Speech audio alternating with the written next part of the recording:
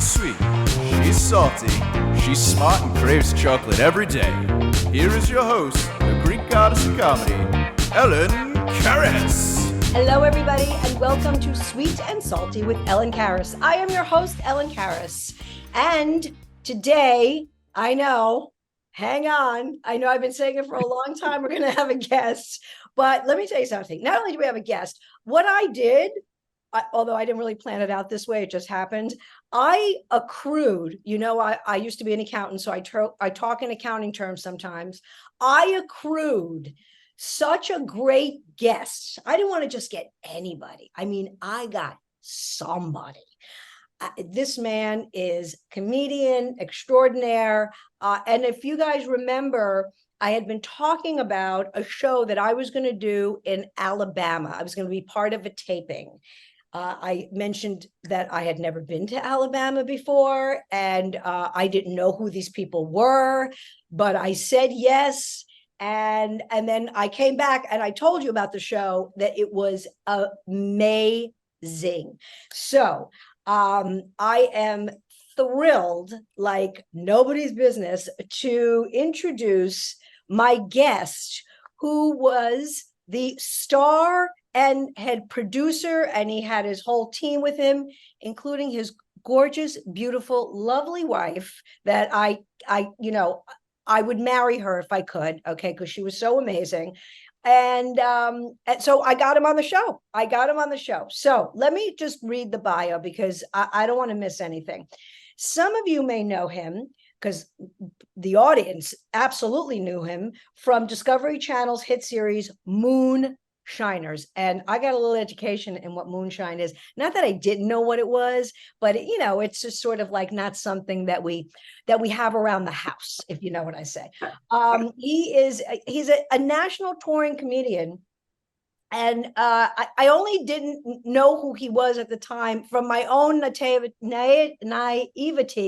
not from anything else. But I remember I had told a comic friend of mine I was at the comic strip a few days before, that I was opening for this gentleman. He was like, he's a legend. And I'm like, oh, that's cool. That's really cool. I can't wait. So 4 decades of comedy clubs, theaters, television, radio. Killer Beaz is a legendary comedian, grand old Opry. I mean, the South, he is part of the vernacular. He's had his own unique brand, hard hitting, laugh out loud, high energy, every man. And you know what impresses me the most, especially nowadays, listen to me, is when comics can have an audience laughing nonstop. I witnessed it without using any bad language at all or raunchy topics. And I find that like a throwback.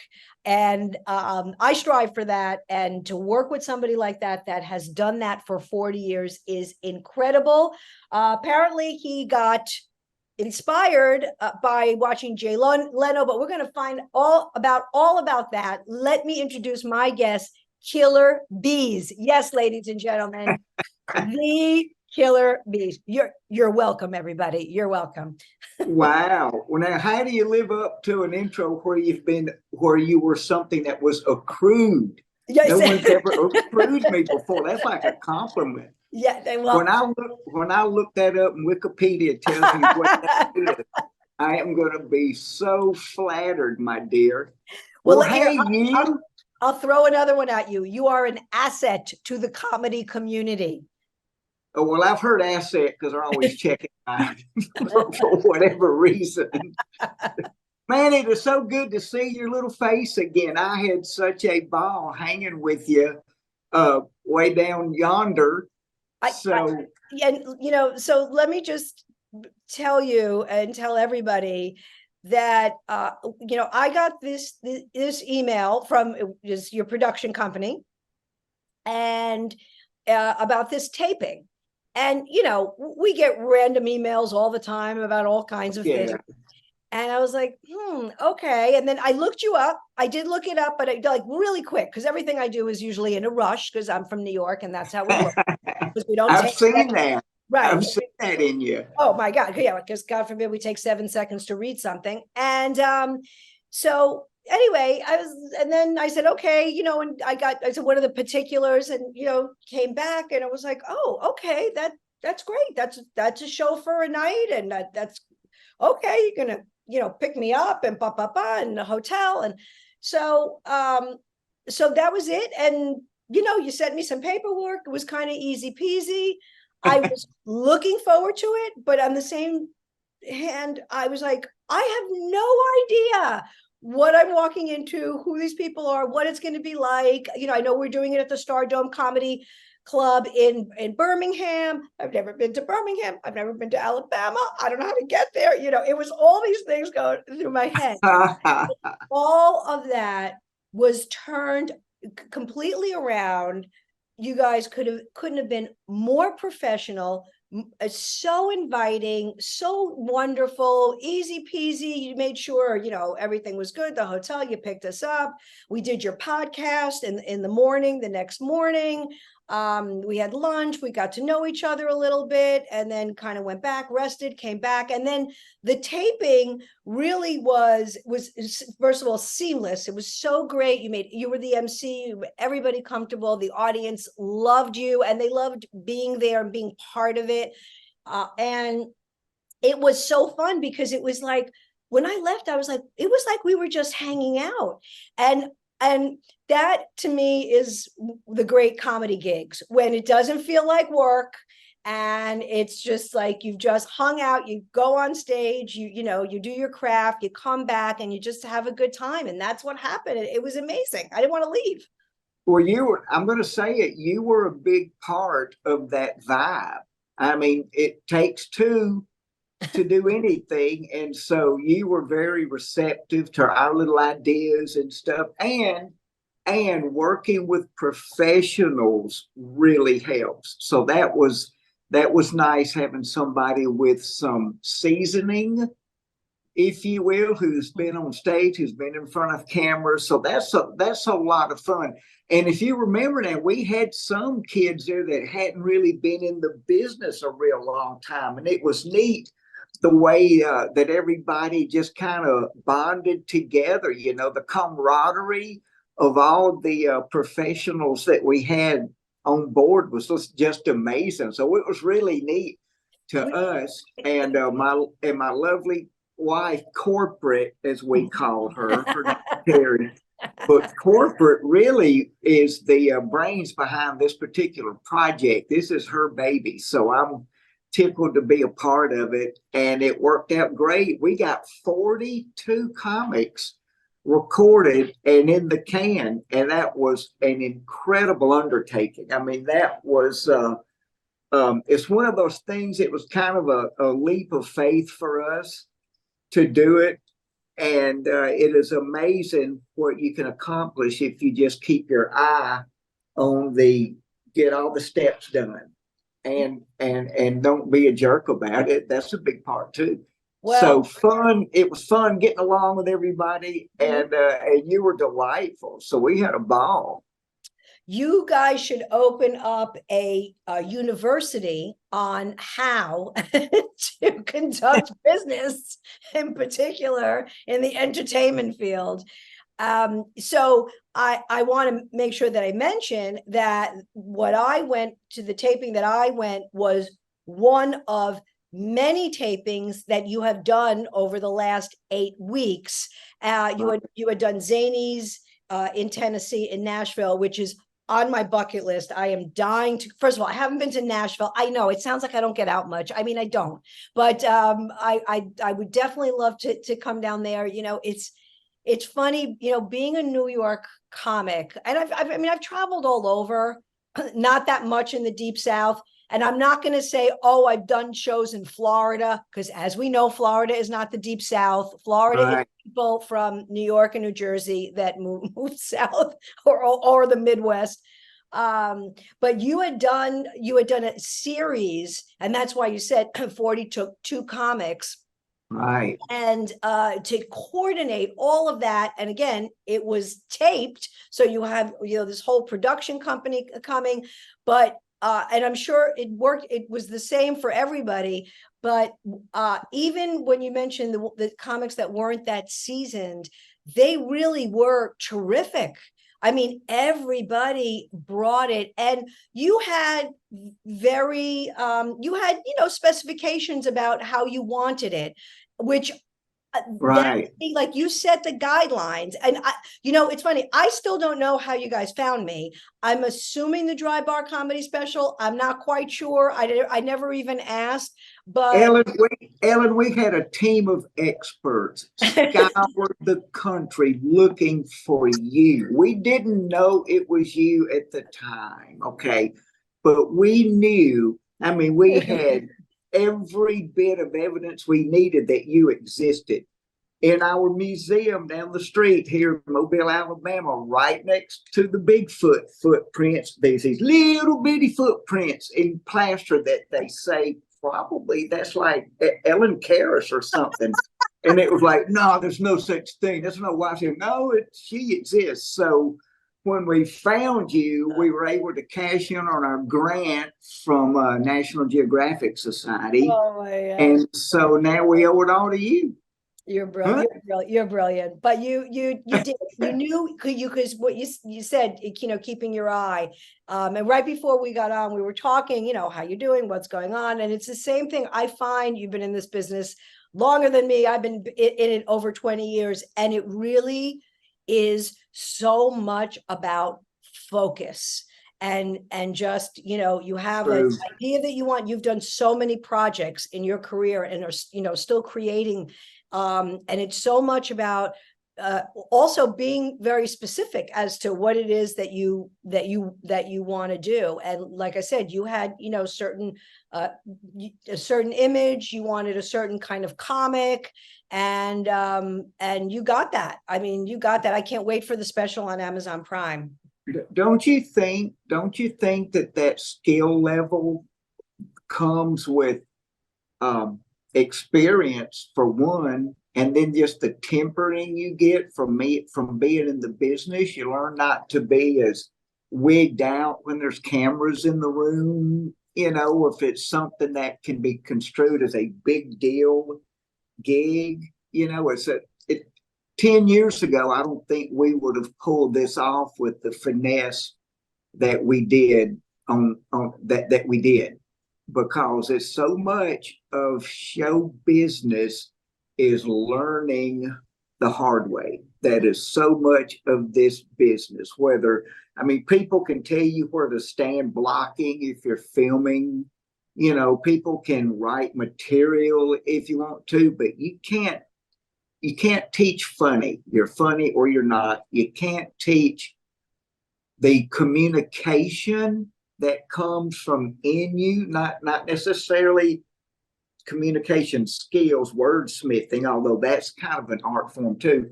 But there's so much that experience gets out of the way when you're trying to filter through all the stuff that wants to come out of you into a focused little project. So I think, having been around corporate, and I have over 70 years, about 75 years of experience combined in show business, especially specifically comedy.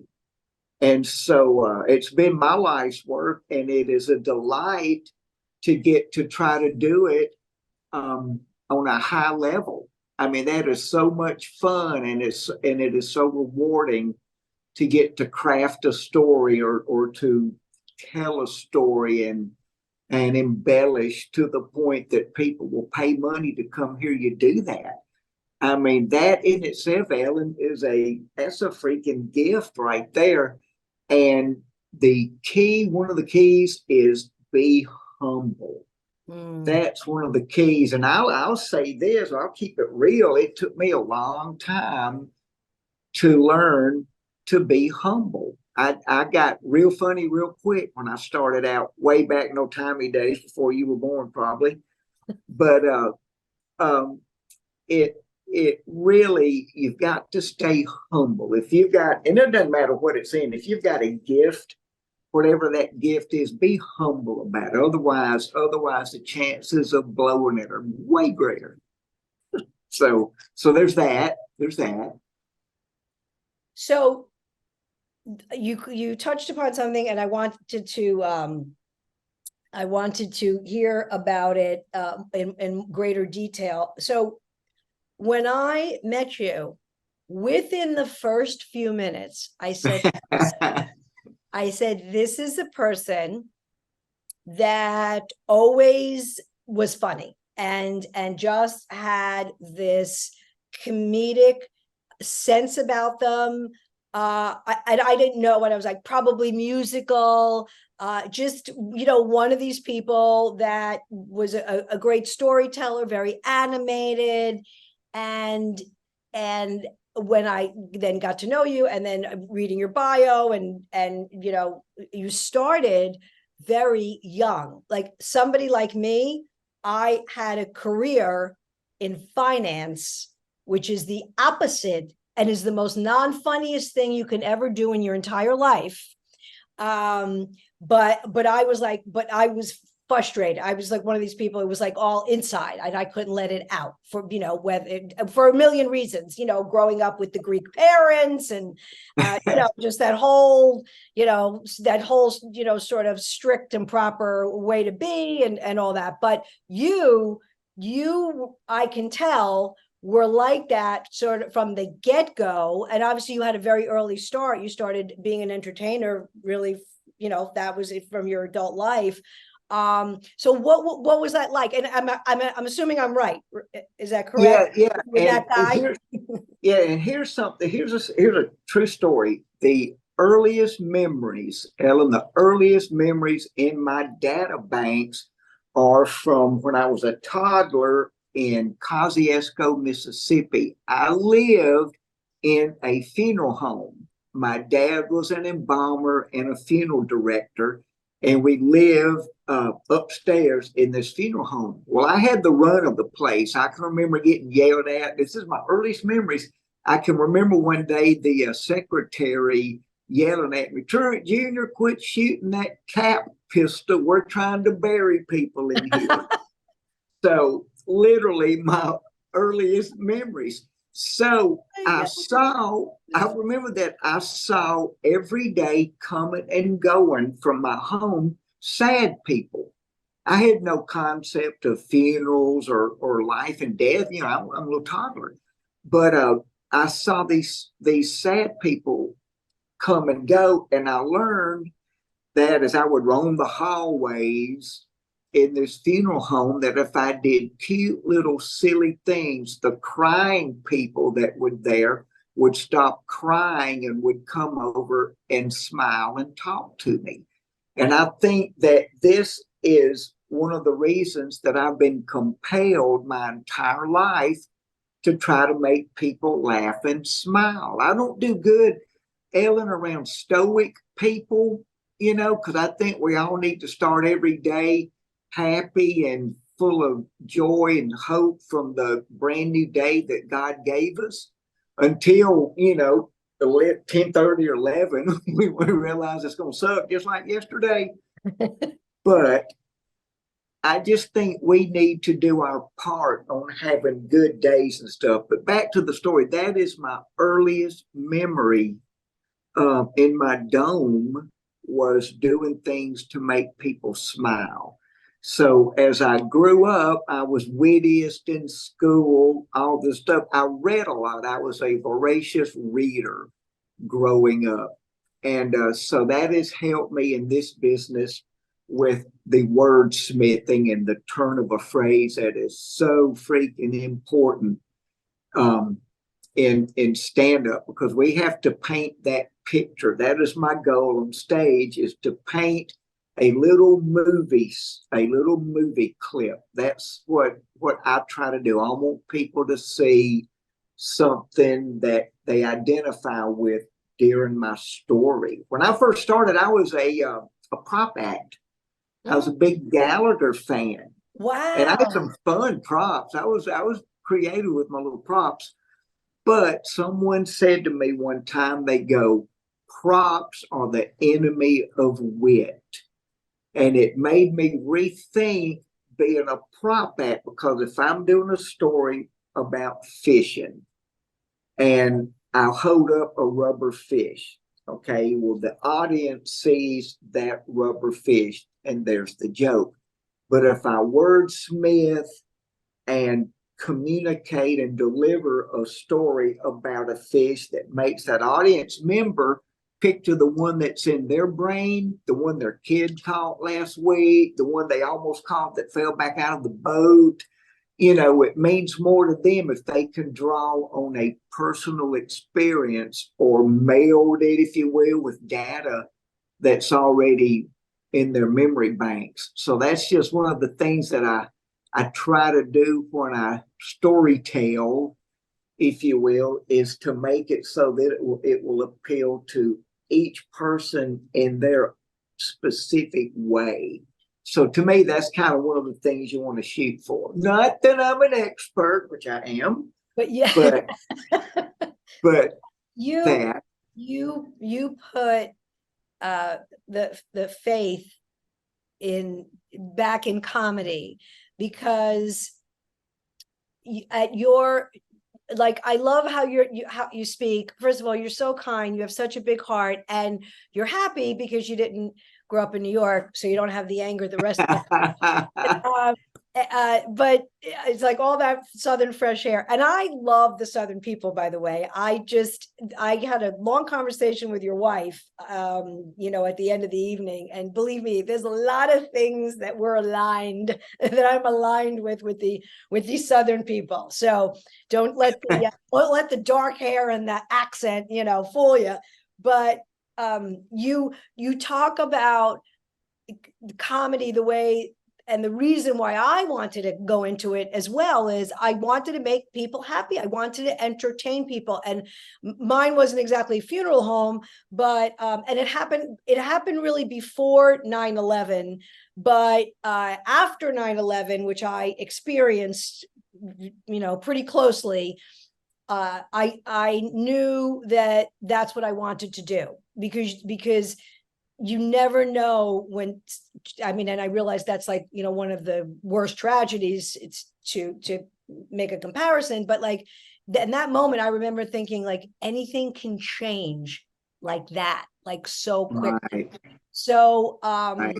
So the way that you're describing it, and I think has happened now, fast forward. And I love that you've been around a long time, because you've seen such an evolution in show business and in comedy, because now people are going to their phones, or they're going for 15 second. I wish it was 15-second clips to get right. And we're losing that experience, at least the generations coming up. But even people like us are, we're on our phones and we're looking at little clips here and there. But I never want to lose that. I always tell people, like, they'll say, I saw so and so on Netflix, or I saw Comedy Central and whatnot. And it's funny, because sometimes someone will say, oh, I saw so and so, and it was it's like, say, somebody I know, and I say to them, you know what, I saw their special and it was fine, but you have to go see them live. They're so right. funnier live. I can't, even if they have like the greatest set, there's something that just doesn't translate. It's the same thing with a Broadway show. You can't see a Broadway show on TV. It's just, it's like elephants and oranges. Like, there's no comparison. So true. I love what you said.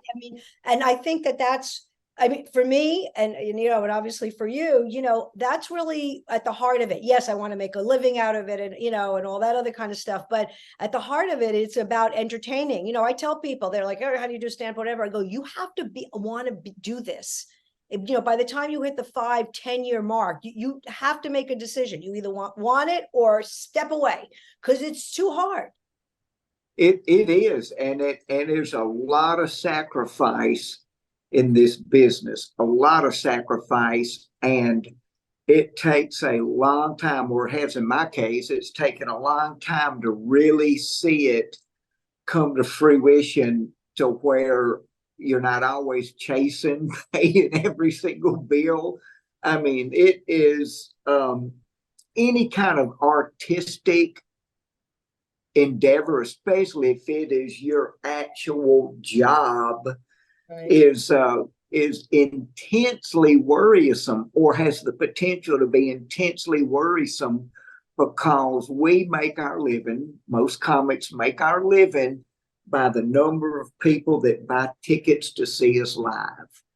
And so that is a tough position to always try to be ahead of, is having the motivation for people to come away from their home with all of the entertainment avenues available from sitting in your chair. I mean, there's everything and anything your heart or twisted mind would care to see or experience, Right.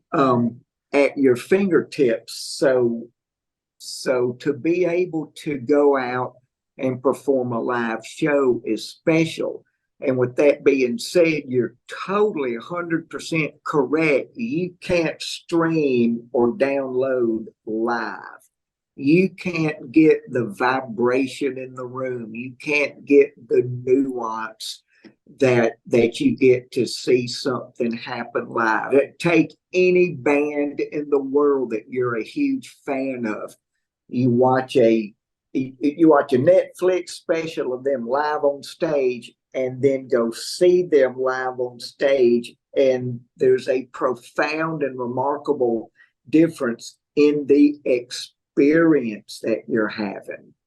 So that's one of the things that live performance brings, is it is an experience. You're excited along with hundreds of other same thought, same vibe entities at that point in time. And it is an absolutely moving thing to be a part of, whether you're in the audience or on the stage.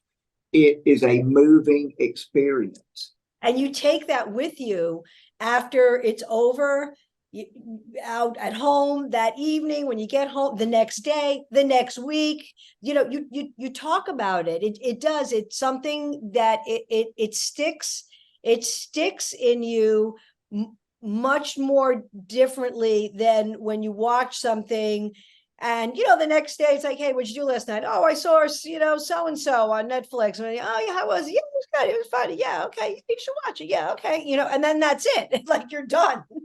And it's just also being out, being with other people, like you said, the energy in the room. I keep going back to the show that we did, because it was just so perfect. When I stepped out on that stage from that minute, I was like, I swear, I said to myself, this is why I do this. This is why I do this, because I've had nights where I'm like, I'm done. That's it. I'm out. I'm going back to accounting. I'm looking for a job. That's it. I can't stand anymore. This one's a this, that one's a this. It's too hard. I'm short. I'm old. I'm ugly. I can't do it. I can't. And that's just a normal Tuesday. So, the fact that, when we have that, and I felt everybody around too. And then of course, people come out, they come over. Oh my goodness. Oh, I love what you said. Oh, my husband too. Oh, I'm like that too. You and I love, I'm so happy we met. I feel the same way. It's just like, I'm there to take them on a ride. And we've worked very hard to put it together and to continue to put it together, because you write new stuff, things change, whatever, but to take people on a ride. That's what I want to do. I want you to forget about your job, your this, your bills, your whatever the stresses are. I want you to at least be able to forget about that for as long as I'm up there, or for as long as the show lasts. Like, that's the job. And there's power in that. That's even biblical. A merry heart doeth good like a medicine. We're supposed to make people, laughter is one of the handful of responses that we cannot control. Laughter, have you ever tried to not laugh when you shouldn't be laughing? Hardest thing in the world. So it's a good thing. It is a good thing. Now, but I wanted to ask you, what did you think about the freaking Stardome? How cool is that venue? It was phenomenal. It was perfect. It really was. The seating, I love the way that the seating was, the stage, the sound, the lighting. I could have just pulled up my bed and just I was very much at home. The staff was great. Everybody was great. It was great. It's an A club. It's an A room. Just the audience, just everything. It was just it just flowed smoothly. The wait staff was great. They were great. Because we are up there and things are happening down below. Right. And but they were perfect. They were professional. It was great. I loved it. It was nice.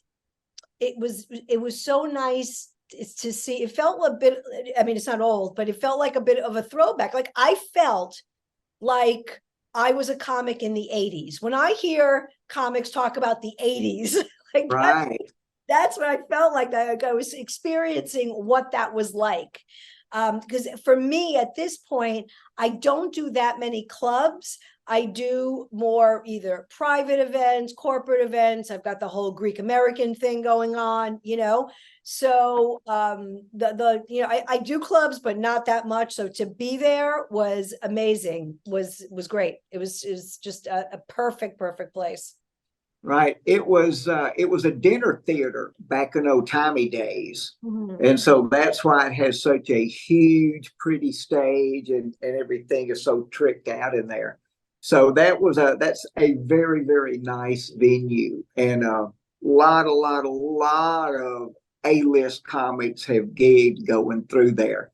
So the whole project was just so much fun. It was really hard to do. It was morning, noon, and night. And a lot of people don't get that about comics. And of course, because you went through it with us, it was morning, noon, and night. It was meeting in the morning, what's going to go down today. It was podcast midday. It was the show at night combined with all the extracurricular activities of having a full video production and lighting crew in there. And what did you think of Tim Bolin, our stage manager? Tim, long curly hair, he is Kid Rock's stage manager. He's been with Kid Rock for 15 years, and he and his wife. Now his wife was Jamie, the makeup lady. Oh, yeah. Well, that's their pedigree. They're big deals out of the Nashville community. Okay, so I was the only woman on your show that night. On that night, right? That night, I know you had, obviously there were other women on the other shows, but I was the only woman. So, and I've got lots of hair, and I got a lot going on with the face. So I spent a lot of time with Jamie, and she was great. She didn't just like, okay, a little lipstick or whatever. I mean, she like worked on me. Yeah, she's an artist. Thank God. So, thank you, Jesus. So, so at least I know I, was going to be look presentable, and I was going to have to try to camouflage it on my own. And she dressed me up and did me for the podcast, and then later for the actual show. And, in between that, because we went back to the hotel for a few hours. So like I had napped and showered again. And, so she had a whole thing going on. She was amazing. And yeah, her husband was great. I was just, it was again, professional.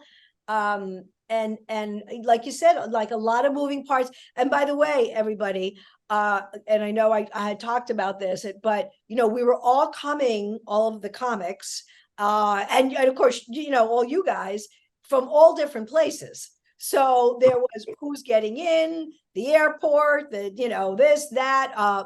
We all got in the night before. Thank God I got in the night before. Except was it Jason that came in that day? Who was who closed the show? My show, the show that I was on. He's from Virginia.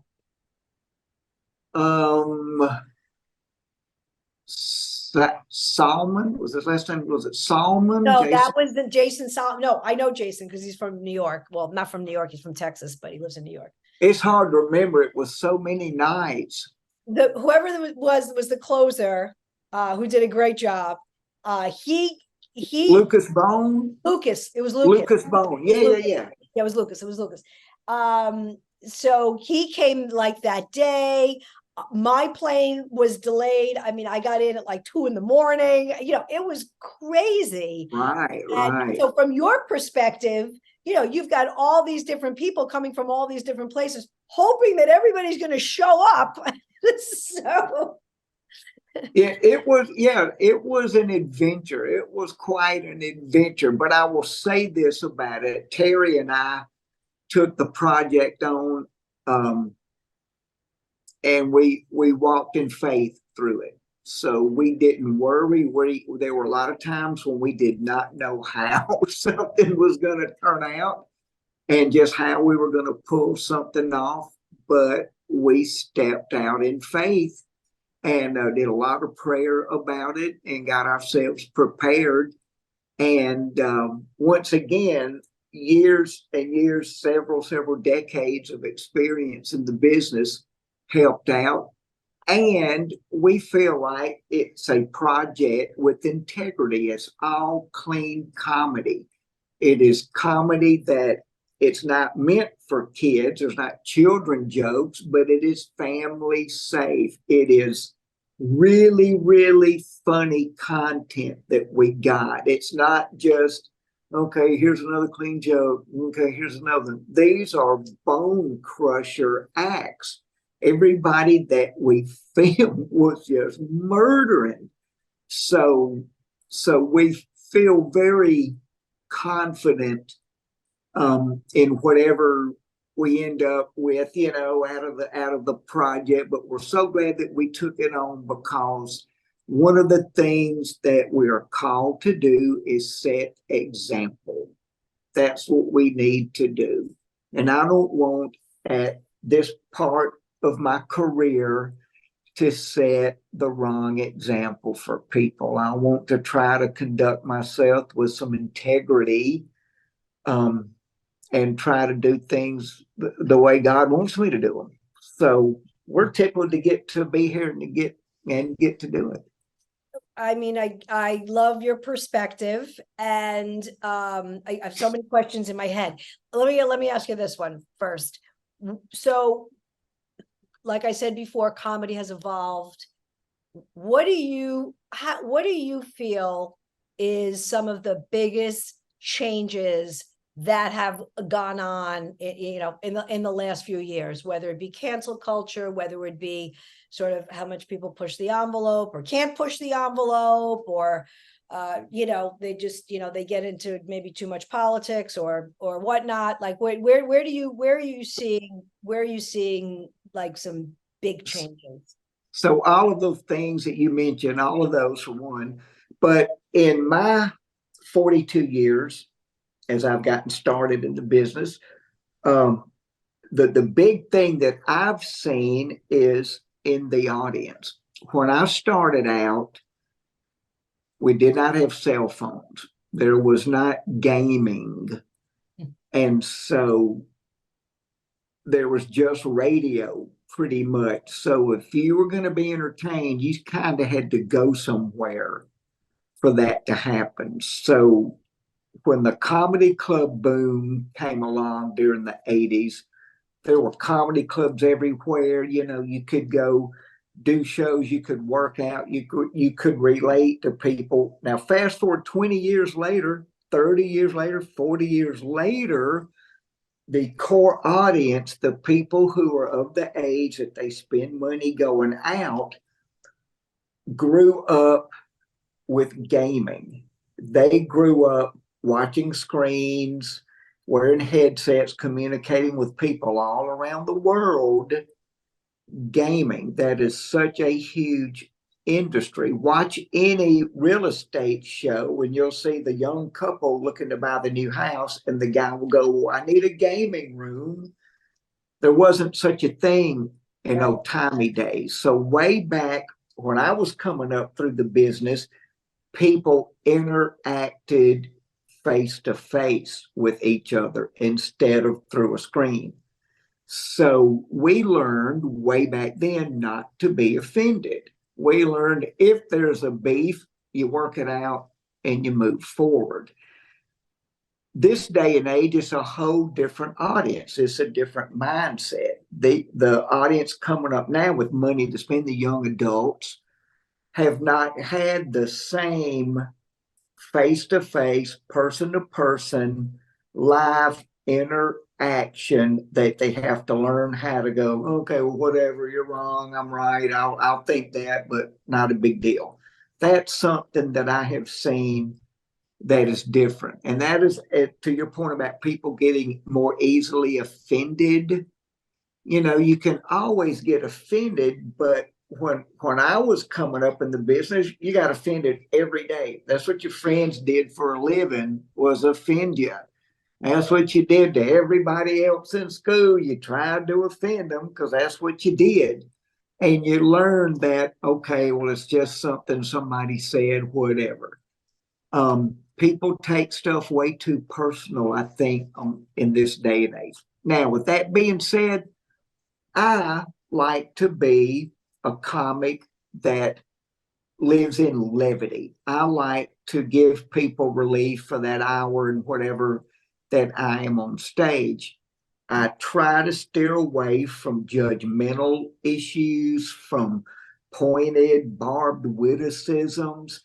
It's not my place to politicize or to just tell people my politics on stage. I'm there because God gave me a gift to be silly and funny and make people laugh. And so that's what I do. I'm not a put down guy. I like to be a kinder, gentler killer bees, as I quote, stand on their neck with love. Because you got to control the room. You've got to control that room. Which is another point, by the way, Ellen. You've got to be careful on stage because the potential to come off as uppity is so magnified because your audience is seated. They're below you. You're raised up on we call it stage. Psychologically, it's a pedestal. They have a microphone, a spotlight, and because of the dichotomy is probably not the right word, but because of the environmental situation, they're seated watching somebody that for some reason knows more or does something better than they do because they just paid money to watch them do it. So the potential to come off as condescending when you're in that situation above people with a microphone in the spotlight, the potential to sound condescending is really, really high.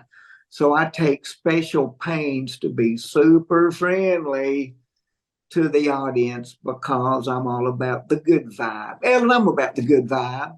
Mm-hmm. Yeah, no. Am I right? Am I right? On and off stage, you are about the good vibe. That's an interesting. I love that take.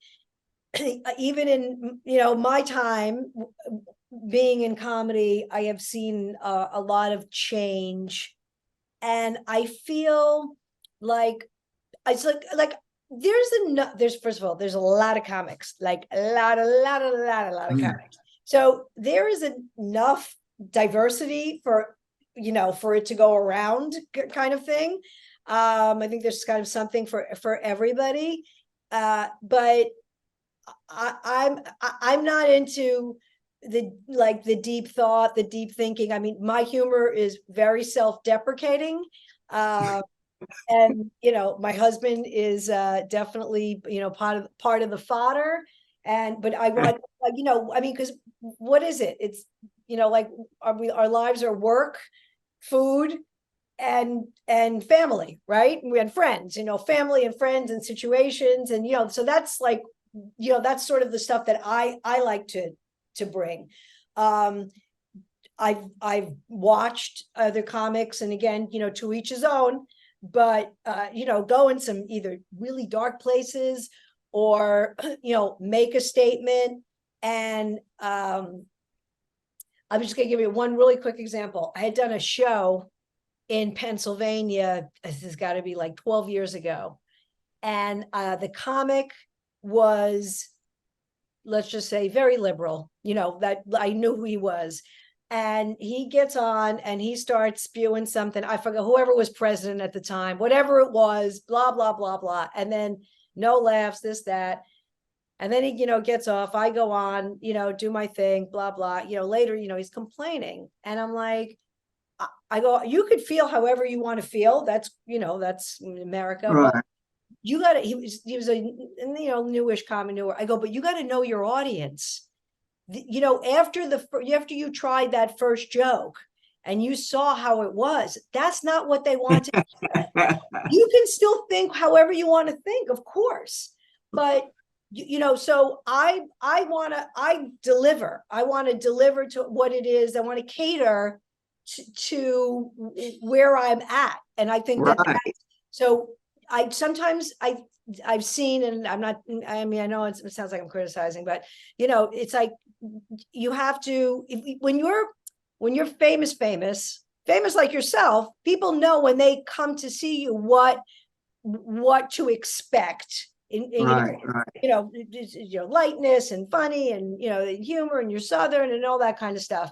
Other comics, Dave Chappelle, these kind of guys, what to expect. Some of the guys that are and girls that are very saucy, in their material and their language, and they're great.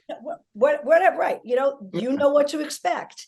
But when you're not, and it's like all of us, it's more important that where you are and who you're talking to. So right. I think that sometimes, I've seen like that gauge missing, and it's like, do you think, Ellen, that the ability to be intuitive like that isn't that one of the talents, one of the gifts? Do you feel like that? No question. I mean, I am an intuitive person on and off stage. I'm an intuitive. My husband, he lost his glasses the other day. A quick story. He lost his glasses. I'm glad it was his glasses. I thought you were going to say a limb. I'm like, no. Thank God he still has those. Okay. So, but they're hanging by a limb. So we went to a play, came back late at night. We walked home or whatever. Next morning, wear my glasses. So what happened was when we were outside, but right before we came into the building, he put them on his shirt. And then he was, my husband's one of these people, like when he can't find something in 7 seconds, I've lost it. Where is it? Oh my God. He goes into panic mode. Anyway, long story short, I go, it's not in the street. I go, I could see, and I always go like this, my third eye. And I knew it was in the building. I knew it was around, but I didn't know where. And what happened was he dropped it in the lobby and the doorman picked it up and it was in the drawer in the lobby. So it was funny. So to answer your question, I was like, I always go like this. I see it. Intuition is a thing, and that's a tool that we use. And so, yes, you have to have that. And, it's funny. I mean, on one hand, this is a very, you can say it's I don't want to say, I'll say it, I guess, sort of like egotistical, like, we're up there, we're talking, everybody's listening to us. It's about sort of like, we've got the spotlight shined on us, right? But that's the perception. The reality is we're here for you. We love what we do, obviously nobody put a gun to our head, but we're here for you, I think. And it's like, I'm here to entertain you. You paid. And maybe this is also my, my finance background too. It's like 2 tickets, 2 drinks, the night, a babysitter, gas, you start adding it up. I mean, people make an investment and they want return on equity, an ROE, so that's the job. It's not about what I think about so-and-so and Congress, and who cares what you think, unless you can make it really funny and you think everybody will laugh about it, then that's okay. But when we, sort of pick one thing, unless again, know your audience, then it's a lot of, it's a bobbing and weaving. And I always say to newer comics, you need a lot of shows to find your voice and to figure out how to That is true. drive this train. That is true. Yeah. So it takes years. It takes years to know what type comic you're going to be, because there is no way to learn it without going through it under duress.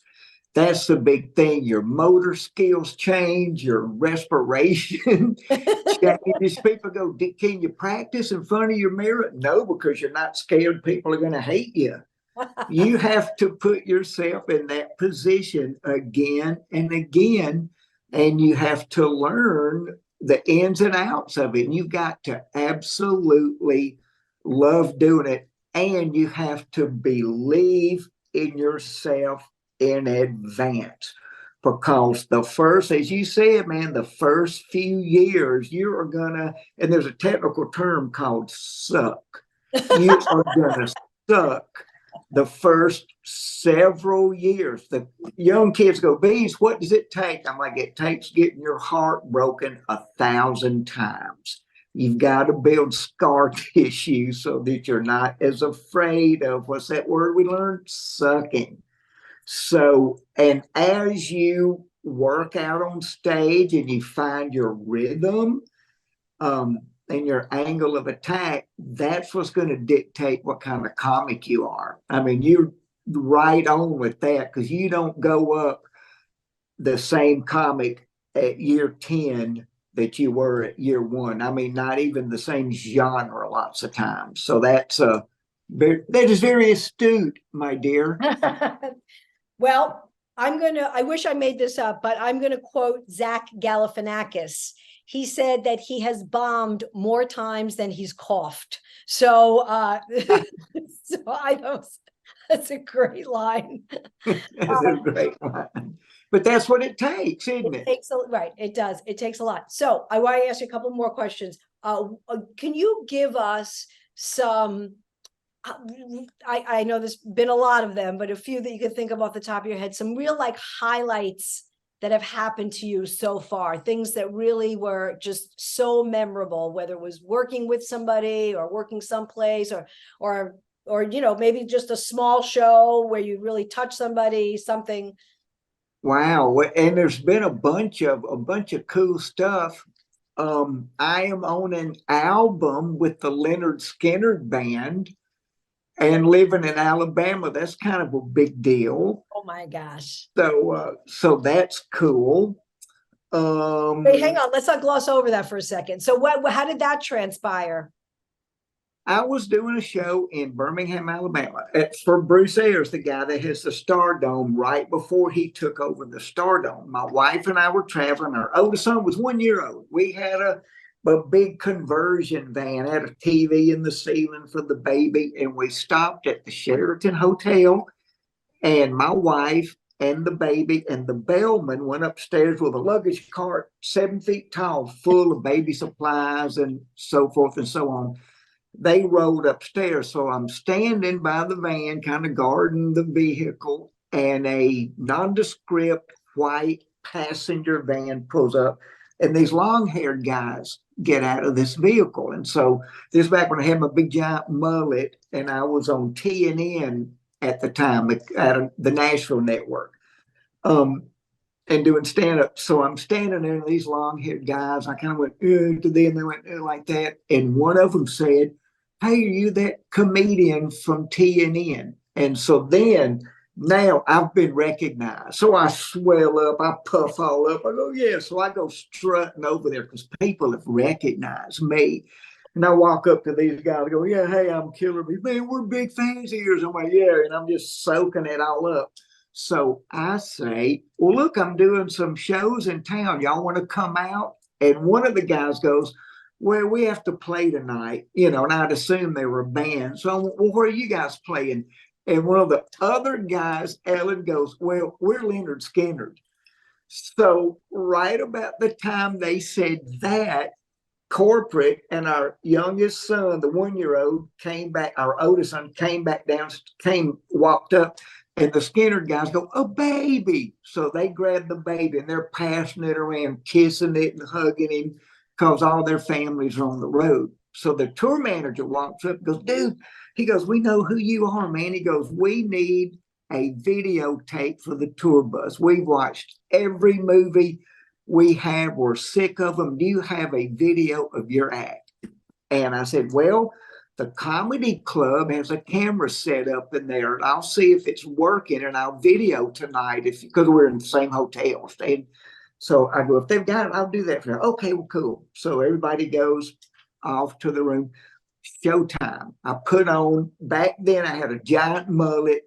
I had a sports coat that was made out of cowhide that was black and white, splotchy, like a milk cow. Right. And I had boots that were black and white, splotchy, with the hair still on them from a milk cow.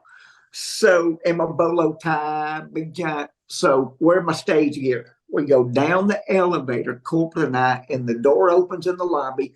Straight across from us, the other elevator opens, and it's the Skinner guys in their stage clothes, and we start laughing at each other like that. So we walk up to the parking lot. They had to do their show. I go do mine. So the camera worked at the comedy club. So they had a tape, a VHS. That's how long ago it was. And they're recording me and stuff like that. And halfway through my act, I stopped. I told the audience, I go, "Look, y'all," I go, "I'm recording this for Leonard Skinner. I'm going to give it to them for their tour bus. Tell them, hey." And everybody stood up and turned toward the camera, just wow. So anyway, got done, handed me the tape. We get in the vehicle. We go back to the hotel.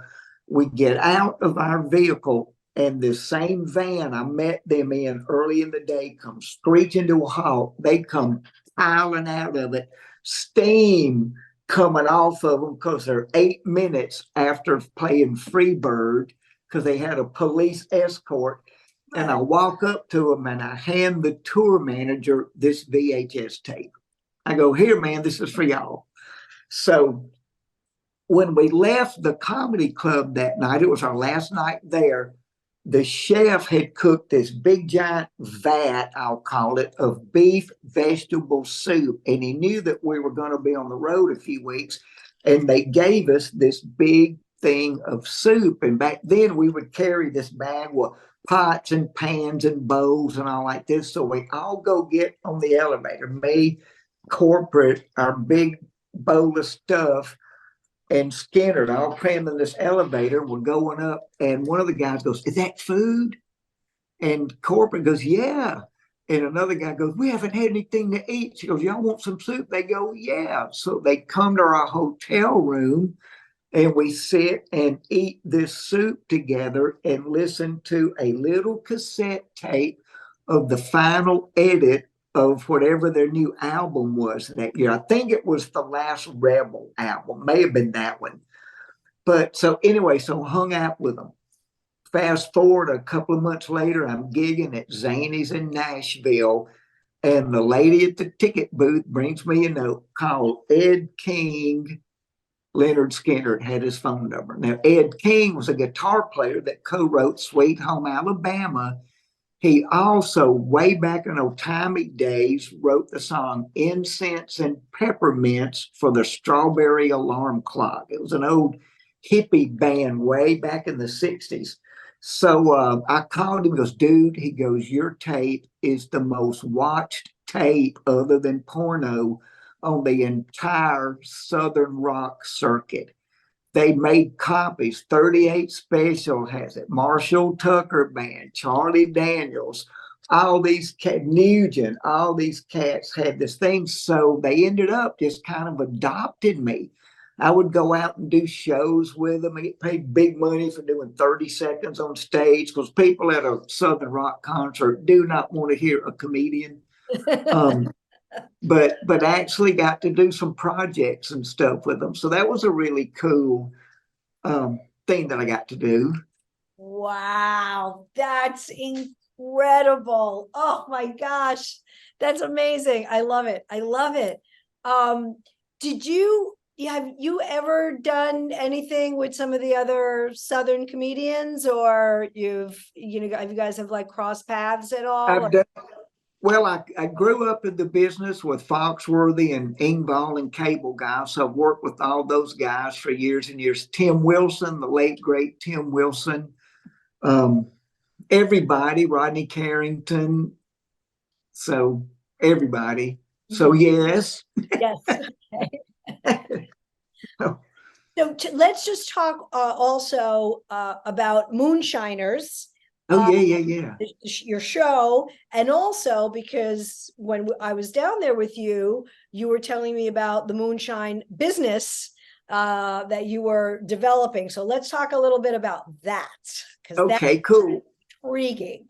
Oh, I know, man. So Moonshiners, the TV show, is on the Discovery Channel. So it is an international show. We get fan mail from Germany and Australia, the UK, everywhere. But it's a non-scripted show as opposed to a reality show. Main difference there is that contractually, if you're in a non-scripted show, they don't have to pay you for reruns.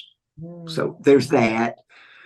Anyway, Moonshiners, Discovery Channel, they follow groups of hillbilly moonshiners making illegal hooch in the woods and hiding from the police. So, and what could go wrong? I have a role on that show.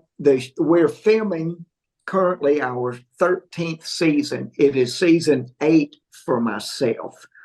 And a fun little throwback, season 1, I brought my friend from the Leonard Skinner band, Ed King, onto the show and sold him $30,000 worth of illegal moonshine gin that was made in the mountains. And at that time, that was the largest sale in the history of the show. Thank you. So just had to mention that. But anyway, what we do, I play the character Killer Beaz, the comedian. So it is really quite a stretch for me. Ellen, I can bring up my acting chops. But I serve a dual purpose on the show.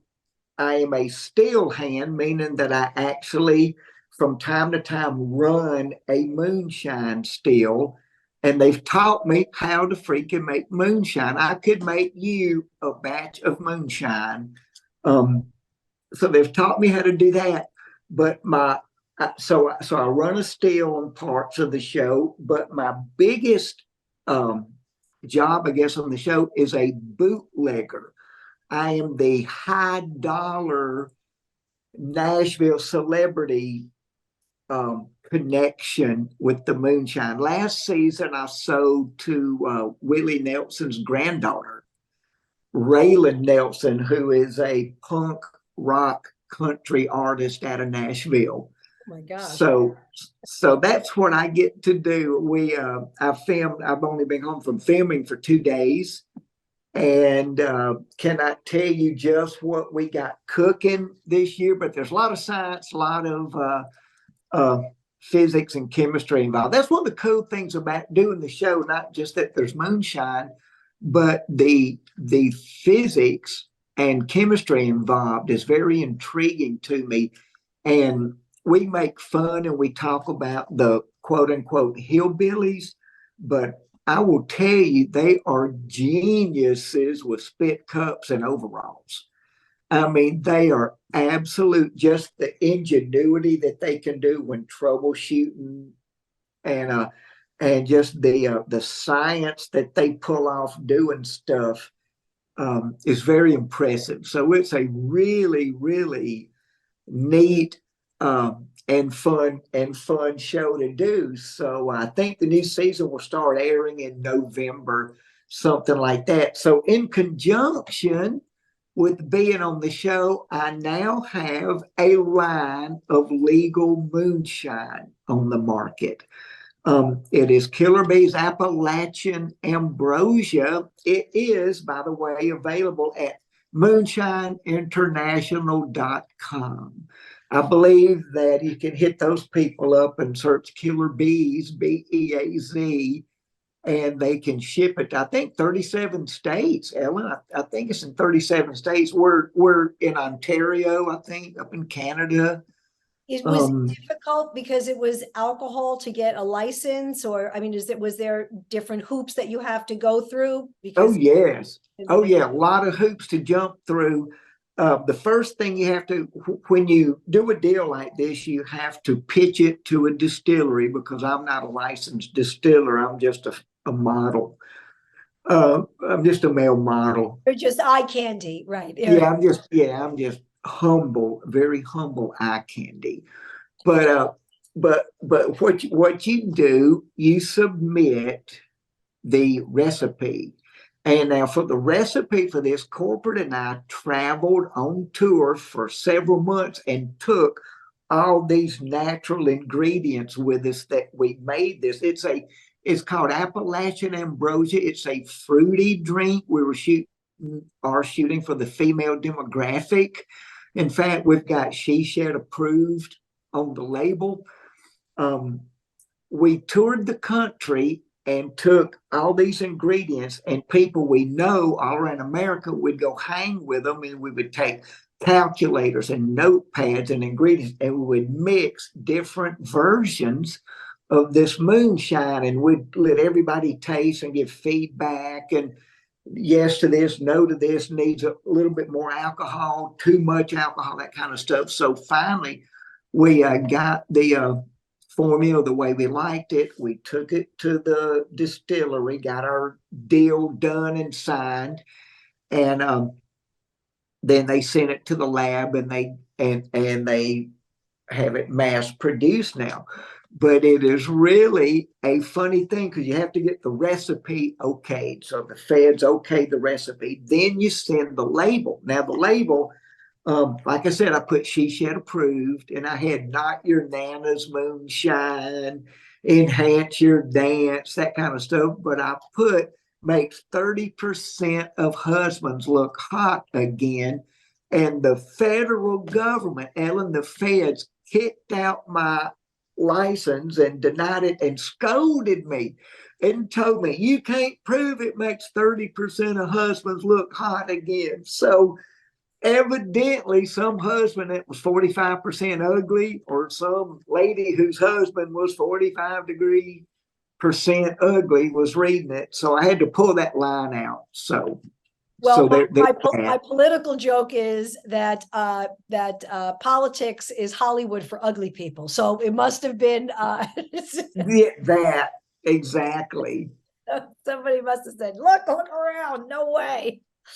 That is amazing. So this is available now, and I know you have different flavors like apple pie and oatmeal and cinnamon. Well, they make all kinds of different stuff. The only one that I'm hooked to is the Appalachian Ambrosia. That's the one I get money for. Okay, that's okay.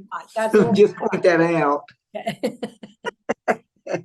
But the distiller that does my stuff has some of the other cast members from the show involved. So it's a lot of fun. My picture's on a moonshine jar. My pastor could not be prouder. And I was going to say, in wrapping up, I love, and I got to talk to corporate for a little while about this. I love your faithfulness. My faith is very important to me, my Greek Orthodox faith, and